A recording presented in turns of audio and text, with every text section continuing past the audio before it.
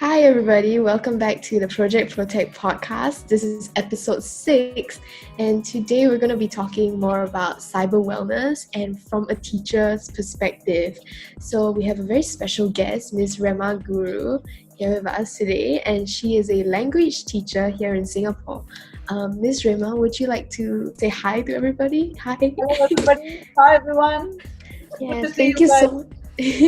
Thank you so much for coming on our podcast today. And then joined with us, we have the rest of the team. Yeah, today is the whole team. So we have Thulasi. Hi. Isaac. Hello. Jamin. Hi. Shobita. Hello. TJ, whose mic isn't working. So and Ewan. Hi. Yeah, okay, so let's just jump right into it. Ms. Rema, do you have anything to share about your experiences? Firstly, just introduce yourself a bit. Sure. Hi, I'm Rema Guru. Hi, everybody, and thanks a lot for having me here today with you guys. And yes, I'm a language teacher. I used to be a full-time teacher a few years ago, but I chose to do languages since that's my passion. And yes, I teach primary school children predominantly. And a good cohort of mine are from the P5 and P6 in local Singapore schools. So we got talking to them, and coincidentally, one of my P6 right bang on before his PSLE exam, he was cyberbullied. And it had a very harmful effect on his self-confidence. And he didn't speak about it until his mom had to use his phone for something, and she discovered that there have been exchanges of a bit of hate messages between him and a few other members. So without a mention of names, I would like to say that this is a P6 boy. And what happened was, he's an Indian by race, and he was cyberbullied on hate comments about his skin color and his build. So he says that if things were going well, and they are a group of good friends, and they have been studying together, they've been having fun together and stuff. But suddenly one day, he himself doesn't know how they all chose to gang up against him. The messages were going good in the chat group. They had formed a chat group with about, I think, 10, 12 friends, girls and boys mixed. Suddenly one day, there was a message saying, fatty. And he didn't like that. And he said, who's calling me fatty and stuff. So they were using words that will demoralize him, saying that his skin is dark in color. He's a soccer player and he perspires a lot. So saying that, you are sticky or smelly and stuff like that. And there were these exchanges of messages, and this boy was also fighting back. But he found that the whole group was against him, one person, and there was no one supporting him. That, I think, took a bit hard on him. And he was just trying to study for his exams. I noticed during one of my language sessions with him that he wasn't looking too well. But because of this face mask thing, I couldn't actually place his expressions very well. But that day, at the end of the lesson, when I said, are you okay? Because you don't look very well. Are you tired? He said, it's okay, teacher. I'm sad. I'll come back to class next week. And he signed off. He left the classroom. And then the mother tells me that she discovers these messages on his phone, and that this boy has been crying in silence. And he hadn't spoken up. He didn't go to any adult for help. And finally, he picked up courage and he went to tell the principal. His form teacher was on MC or something that day. So he went to the principal's office and he asked to talk to her, and he spoke to the principal. Then the family also came into the picture. The mother had just discovered as well. And they started talking to him to give him more courage, because all the damage was done. All the words were spoken, all the messages were exchanged. And it was just before PSLE, so the family also didn't want to talk too much about it. Then the parent texted me and asked me some time to talk to her. And she discussed with me about this, and she said, teacher, we have no clue how to help him. He likes you a lot, so if you are able to put some courage back into him, it might help his exams and stuff. So now about 2-3 days later, he came to class again. It was a Saturday, and I was going to practice his orals with him. So I said, in the absence of a video, I might just give you a scenario. And I just pretended as if I had come up with this topic that a group of students were bullying one particular student. And to ask him, what do you think of this kind of behavior? He said, oh, this is absolutely improper behavior and all that. And then I said, how do you think the person who is being bullied will feel? Oh, he or she is going to feel hopeless. And he started talking in a manner that he started pouring himself out. So I could see that his eyes were getting moist and stuff. Then I asked him, wow, something happened to any friends of yours? You seem to be getting a bit emotional about it. He couldn't say anything in words. He just did this. I asked him, to you? He did this.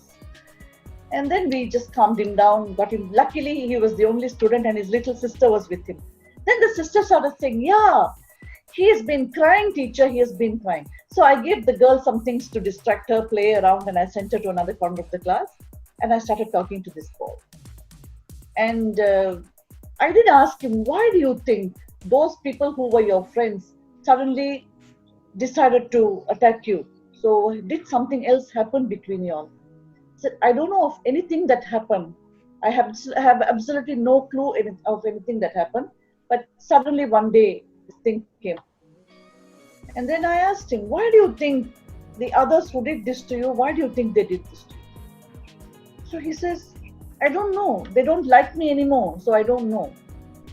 So then we started talking about it a little more in detail. So I said, okay, let's do your oral practice like this.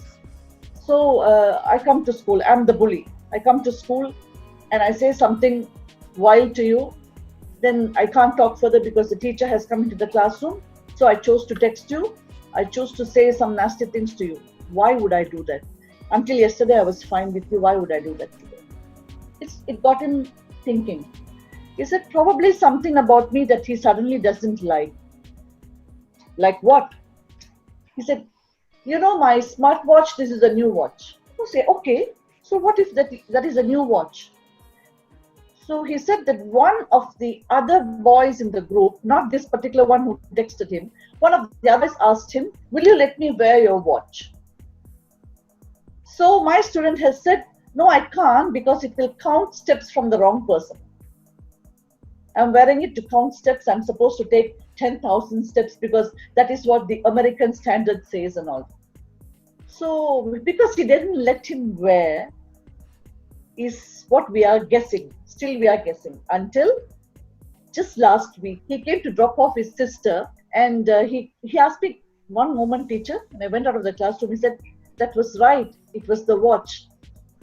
Because apparently the bully has gone around saying, this one is a big show off. He's very rich. So he can wear all the watches he can bring. And he has a handed down Apple phone from his father. He uses a handed down Apple phone from his father. So his Apple phone and his smartwatch must have been the reasons. That's what he says looks like it because there has been a discussion going around with the others. Or apparently the principal has spoken and asked the other children why in the first place they even turned to being bullies. So yeah, so I thought devices, right? So we are also talking about certain things in our classrooms. We're talking about devices, especially this has come more into the picture after the home-based learning classes started, HPL classes started. They were not seeing each other anymore. Probably as a teacher, I feel that they didn't get enough time to let out the form of running around, playing, or even talking, anything other than studies. Because home-based learning, they only get to discuss about work. They don't get to recess together. They don't get to play around together. So nothing else spoken about. Yeah.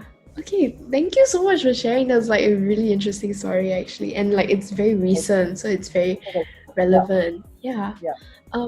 Yeah, I think what made it even worse is that like they were his friends and he thought that they were his friends, right?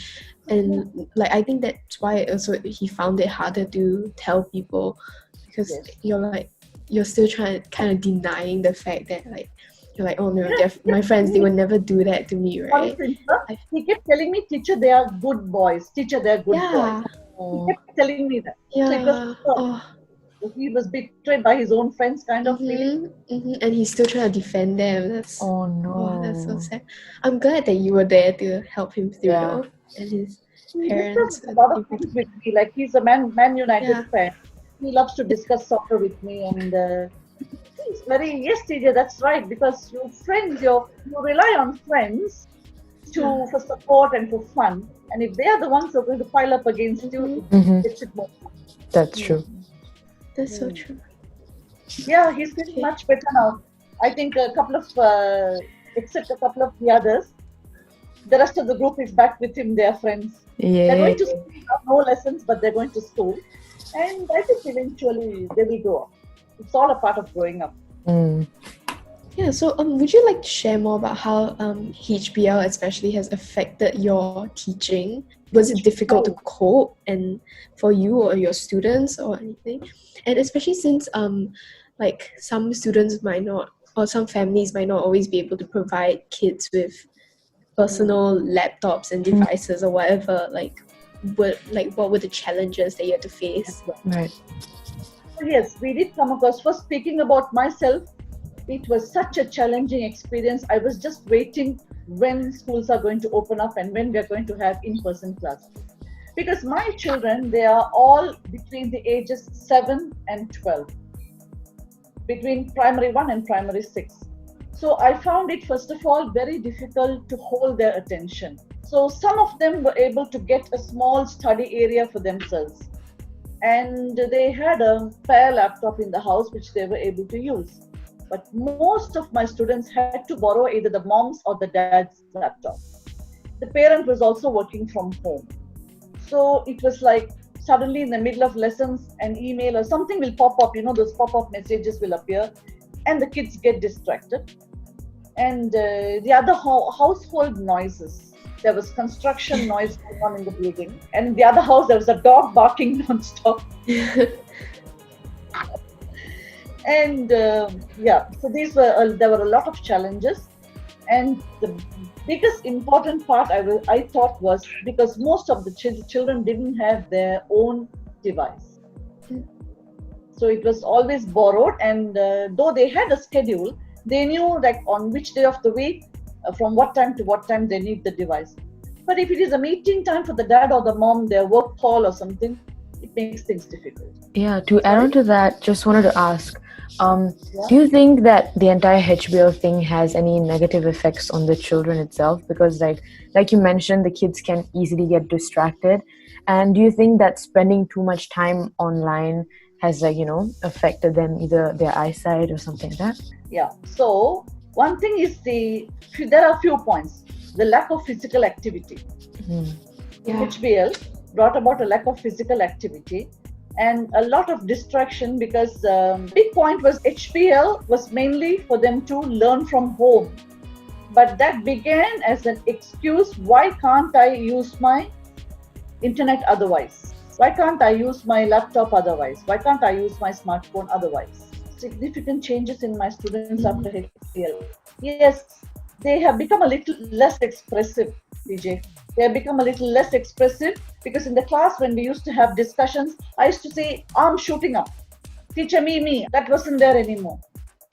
So when we went back to the classroom, they seemed a little less active, little less interactive. The atmosphere is completely different, right? Online and I think we can relate to that as well. Yeah, we relate, yeah. Older children, I guess you guys also would have had something in the similar taste, yeah? Ms Rema, I'm wondering, was this only this situation where they were not very participative? Was it only for right after school reopened, for a month, or has it been still continuing? I think it's getting better now. It's not as bad as it was right after school reopened, because now that I started my contact classes only in August, though we were allowed to do so from July. We were a bit cautious because the children are from different schools and they're coming to my learning center from different schools. So I was a bit worried that, cross-infection or Somebody might fall ill, somebody might be vulnerable. So I started my classes only in August, in classroom classes. First 2-3 weeks of August was very boring. Like I was wondering now, how am I going to get this done? Because, we all work for exams. None of us work for the pleasure of the subject. We all work to get marks. So for me, it was like, oh heavens, how am I going to get the marks coming to their report books? But okay, I have some kind of fun activities to do if, like, supposing, the grammar, especially in languages, if the grammar is getting a bit too intense, I have a way of making it fun. I have worked in kindergartens before, so I am myself only a 5-6-year-old. I haven't grown up beyond 5. So I had my own fun ways of starting things, and then they slowly came back to track. By the end of August, they were okay. Last month was fine, this month was fine. Means September, October were really fine. That's good. That's good to hear. Next question we have is on, it's more on using technology to learn. So it's about your thoughts on parents who use digital devices to help their kids learn, and maybe they're downloading apps on their phones and iPads that are educational. Do you think that works, or just any thoughts on it? For the age groups that I teach, I think devices is more of a distraction than of a learning source. Especially when until the circuit breaker, these kids were not allowed to access internet. The parent will lock it and allow them to play only the games. But suddenly they were able to Google search things. And now the demand is like, okay, I Google searched the other time and you let me do it, but now you're not letting me do it. You're asking me to go to the library and pick books up, which I don't want to do. This is easier. This is a lot easier. We become so reliant on Google and the internet. So these were the little downs that we experienced at that time. So you think it's more harmful than effective? For the age group of my students until 12. Probably when they get older, like if they go to sex school, like for example, you guys, I guess you all know that where the line stops, where the barrier starts. I guess you all know to an extent. Trying. I'll tell you what, to be honest, I'm trying as well. Would you like to compare how, when your child was younger, or maybe around the same age group of P6, P5, is there a contrast between their development and how now kids have access to technology versus back then when technology wasn't really used for online learning? I can say that's a huge difference. Huge. Because I have one son, he's a man now. When he was in primary school, we didn't have absolutely, okay, when I say devices, smart devices, no. But they used to have a lot of video games. And there used to be peer pressure at that time as well. But those video games, they were limited in use. You can play with 1-2 people, and then there is not much to explore. The kids did get bored over a time. But at that time, I noticed, I was teaching then as well. When my son was in P1 to P6, I was teaching in the same school in another class. And I was teaching in a different school at the same level. Those days, there was a lot of reading from books done, which is absolutely zero now. Absolutely zero. Absolutely. If they have something to read, it's a Kindle. It's no more a book. Yeah. And they lose the illustrations there. If you have pictures or if you have some drawings, they lose out on all that. They lose out on facial expressions. They get very okay, when we used to have story narrations in the class, I'm talking about in the late 90s and early 2000s, right? That is that many years ago, nearly 15-20 years ago, right? Around that time, when we used to have drama expressions, I don't know if that runs in primary schools anymore, we used to have storytelling and we used to encourage students to be animated. So you're angry, you express. If it's something funny, you do that. If it's something sad, you express. But now you ask a kid to read. I asked him to do the reading. It just goes like, I would like to say something to you because I know that you will understand what I'm saying. It's like so plastic. So you think that's a consequence of like technology and whatnot? I think so, because they watch a lot of motion pictures, videos, and they tend to ape them. I don't know whether you have heard, this was in the news. There was this one kid who had his 6-year-old kid, 5-year-old kid. He had his mouth open non-stop. He will just be like, he won't close his mouth. Because there was a particular character on some video that he was watching that moves around and moves like a puppet, like a robot. And this boy started walking like a robot. They had to take him for psychiatric treatment. I'm wondering, in that case, right, do you think it's more of because maybe it's okay for the children to watch it in limited amounts, but that case happened because the parents were negligent and he was spending too much time watching online? Yeah, you are very right. First, the mother had the next baby. The mother had the next child coming up. And this kid is a bit of an active kid. And she used her devices to sit in there. Put something on her, use her laptop and screen something on the laptop so that she can tend to the younger baby. I guess so. Hit the nail on the right head. They're basically using it as a pacifier to occupy their children, but they don't see the negative effects on them and all of them. Fact. They don't even know it's coming until it has come and it has manifested and it is taken complete control. True. It's raining. Yeah. Oh my god. Sorry. You can hear the thunder. Yep. Okay. Yeah. Actually, most of our questions, I feel like you've kind of touched on them a bit. I understand that cyberbullying has gone to the extent of taking videos and doing TikTok videos. And gone to the extent of doing TikTok videos and body shaming, name calling, all that is happening when now they are 14, 15, 16 years old, 16 something like you guys. What used to be you fatty, what used to be smelly, just one word adjective bullying has now become video bullying as they grow up. Yeah, so it like changes, right, as they go out, like the methods that they use to. Yeah, and almost in every case, the affected child has difficulty expressing it to the adult at home. Almost always. So in that case, what is some advice that you have for like parents or teachers in like if they come across that their child is, the kid is getting cyberbullied, what is something that you want to tell them? Sure. Okay, even before this cyberbullying came in the picture, when my son was a primary school student, I also started working alongside in other schools. I was a part-time teacher because I chose to go to school when he leaves the house and come back when he gets back home. So at that time, I came up with a particular strategy. When I come back home, I will narrate everything that happened to me in that day at work.